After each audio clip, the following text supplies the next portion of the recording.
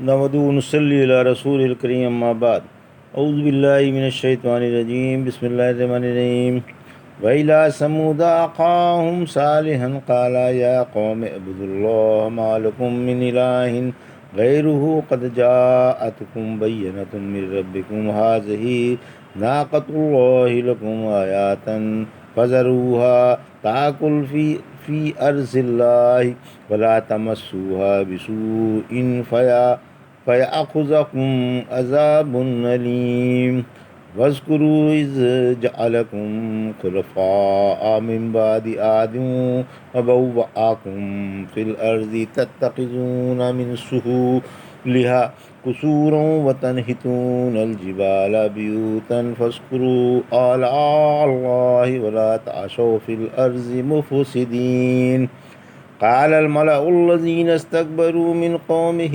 للذين استضعفوا لمن آمن منهم أتعلمون أن صالحا مرسل من ربه قالوا إنا بما أرسل به مؤمنون قال الذين استكبروا إنا بالذي آمنتم به كافرون فعقروا الناقة وأتوا عن أمر ربهم قالوا يا صالح ائتنا بما تعدنا إن كنت من المرسلين فأخذتهم الرجفة فأصبحوا في دارهم جاثمين۔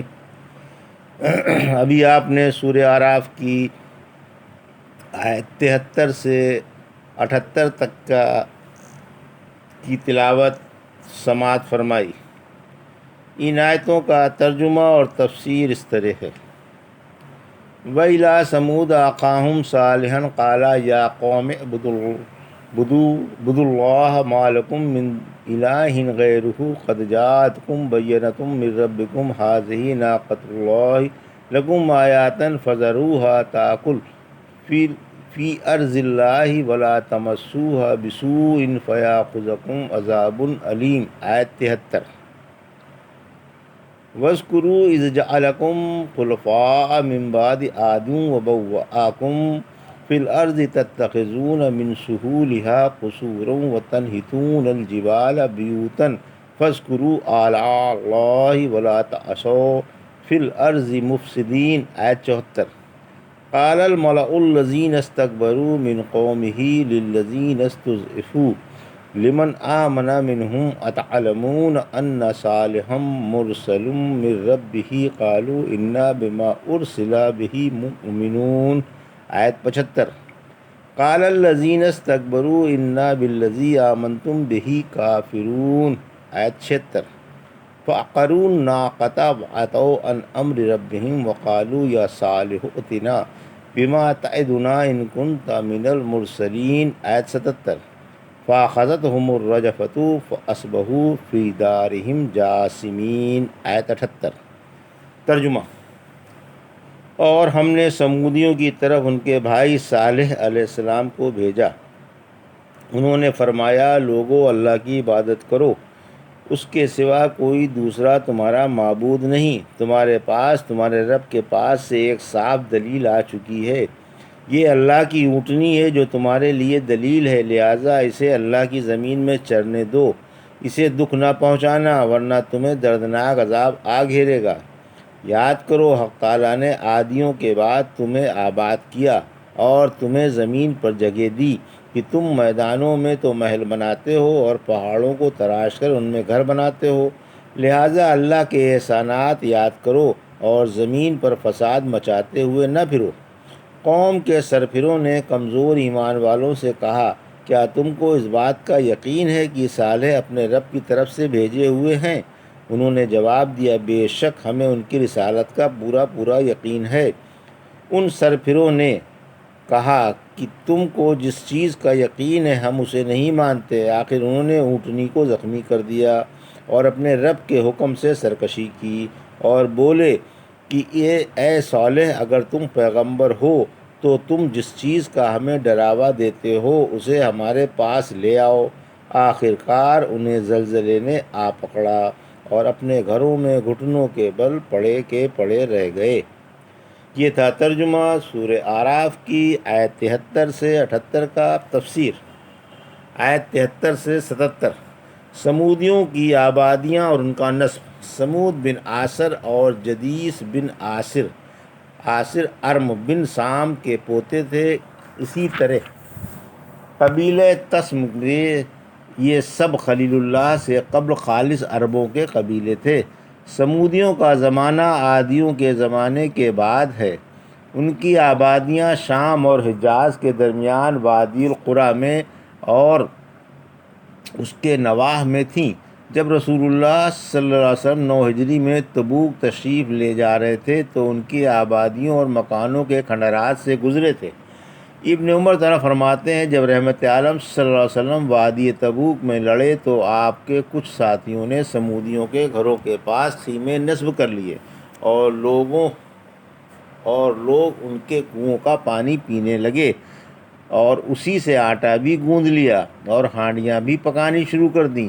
جب آپ کو خبر لگی تو آپ نے حکم فرما دیا کہ ہانڈیاں اوندھا دو اور گندھا ہوا آٹا اونٹوں کو کھلا دو۔ آپ صلی اللہ علیہ وسلم نے صحابہ کرام کو وہاں سے ہٹ جانے کا حکم دیا اور انہیں اس کنویں کے پاس لے گئے جس سے اونٹنی پانی پیا کرتی تھی، اور ان مقامات پر جانے سے منع فرما دیا جہاں کسی قوم پر کبھی عذاب آیا تھا، اور فرمایا مجھے اندیشہ ہے کہیں ان کے عذاب کی طرح ناگہاں تم بھی عذاب میں مبتلا نہ ہو جاؤ، لہٰذا ان کی آبادیوں میں مت جاؤ۔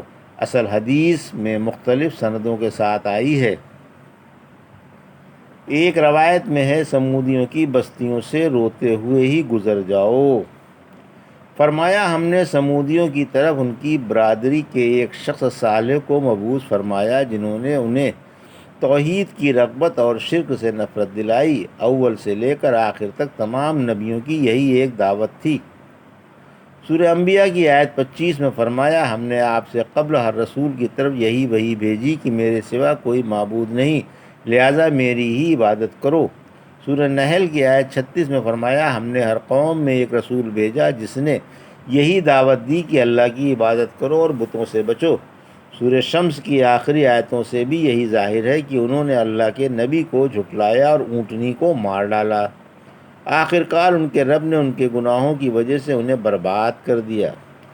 سورہ اسراء کی آیت 59 میں فرمایا ہم نے سمودیوں کو بصیرت کے لیے اونٹنی دی تھی لیکن انہوں نے اس پر ظلم کیا۔ ہم ایسے معجزے ڈرانے ہی کے لیے ظاہر کیا کرتے ہیں۔ یہاں بھی جمع کا صیغہ استعمال کیا ہے، جس سے معلوم ہو رہا ہے کہ اس کے مار ڈالنے پر سب راضی تھے۔ اونٹنی کا قتل۔ اللہ نے فرمایا سورہ نمل کی آیت 48 میں اور شہر میں 9 آدمی سرغنہ تھے جو ملک میں بدامنی پھیلاتے رہتے تھے اور امن قائم نہیں رہنے دیتے تھے، چونکہ یہ اکابر قوم تھے اس لیے انہوں نے قوم کو اپنا ہمنوا بنا لیا تھا۔ پھر ان میں سے 2 شخص جو ان سب میں بدبخت تھے وہ اونٹنی کی طاق میں بیٹھے ہوئے تھے۔ جب اونٹنی ادھر سے گزری تو پہلے ایک شخص نے اس کو تیر مارا جو اس کی ٹانگ میں پیوست ہو گیا، اس طرح وہ اونٹنی قتل کر دی گئی۔ جب اونٹنی کے مارے جانے کی اطلاع اللہ کے نبی کو پہنچی تو آپ دوڑے ہوئے سمودیوں کے پاس آئے، یہ سب ایک جگہ جمع تھے۔ آپ اونٹنی کو مقتول دیکھ کر رو پڑے اور فرمایا سورہ ہود کی آیت 65 میں لوگوں اپنے گھروں میں 3 دن اور فائدہ اٹھا لو۔ بدھ کا دن تھا جس دن یہ اندوناک سانحہ پیش آیا۔ حضرت صالح علیہ السلام کے قتل کا قصد۔ اسی دن کی شام کو انہی 9 گنڈوں نے صالح علیہ السلام کو قتل کرنے کا قصد کیا۔ بولے اگر وہ سچا رسول ہے اور ہم ہلاک ہی ہونے والے ہیں تو پھر اسے زندہ کیوں چھوڑیں، اور اگر جھوٹا ہے تو روز روز کی کلکل سے آج اس کا بھی قصہ پاک کر دیا جائے اور اسے بھی اونٹنی کے پاس پہنچا دیا جائے۔ سورہ نمل کی آیت 49 سے 51 میں فرمایا انہوں نے کہا آؤ ہم سب مل کر قسم کھائیں کہ رات کو صالح اور ان کے ماننے والوں پر چھاپا مارے، پھر ہم ان کے وارثوں سے کہہ دیں گے کہ ہم ان کے مارے جانے میں موجود ہی نہ تھے اور ہم قطعی سچے ہیں۔ انہوں نے بھی ایک خفیہ چال چلی اور ہم نے بھی ایک پوشیدہ تدبیر کی جس کی انہیں خبر بھی نہ ہوئی۔ پھر آپ غور فرمائیں کہ ان کی چال کا کیسا برا انجام ہوا۔ کہ ہم نے انہیں اور ان کی ساری قوم کو تباہ کر دیا۔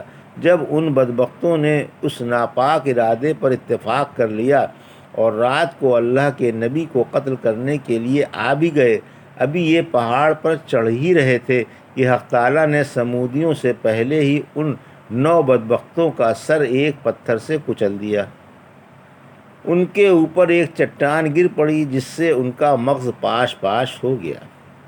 عذاب کی آمد اور ہلاکت کے ایام۔ جمعرات کے دن جو مہلت کا پہلا دن تھا، سمودیوں کے چہرے زرد پڑ گئے اور جمعے کو آگ کی طرح سرخ بھوکا ہو گئے، اور ہفتے کے دن جو مہلت کا پچھلا دن تھا سیاہ فام ہو گئے۔ اتوار کے دن جب یہ خوشبو لگا کر اللہ کے عذاب کے انتظار میں بیٹھے ہوئے تھے اور انہیں یہ خبر بھی نہ تھی کہ ان کی کیا گت بننے والی ہے اور عذاب کی کیا صورت ہوگی، کہ اتنے میں سورج کے نکلتے ہی آسمان سے ایک دلدوز، جگر پاش اور سخت کڑک جیسی ایک آواز آئی۔ اس بھیانک اور دل ہلا دینے والی کڑاکے نے ان کے کلیجے پاش پاش کر دیے۔ اس دھماکے کے ساتھ ساتھ زمین میں بڑے زور کا بھوچال آیا اور دیکھتے ہی دیکھتے گھڑی بھر میں سب ڈھیر ہو کر رہ گئے۔ آیت 78۔ انہیں زلزلے نے آ دبوچا اور گھروں ہی میں اوندھے منہ پڑے کے پڑے رہ گئے۔ اللہ کے عذاب سے نہ جوان بچا اور نہ بوڑھا، عورت مرد اور چھوٹے بڑے سب کا ڈھیر ہو گیا اور گھر گھر لاشوں سے پٹ گئے۔ یہ تھا سورہ اعراف کی آیت 73 سے 78 کا ترجمہ اور تفسیر جو ابھی آپ نے سماعت فرمائی۔ بارک اللہ لی و لکم فی القرآن الحکیم و نفعنا ایاکم بآیات الذکر الحکیم۔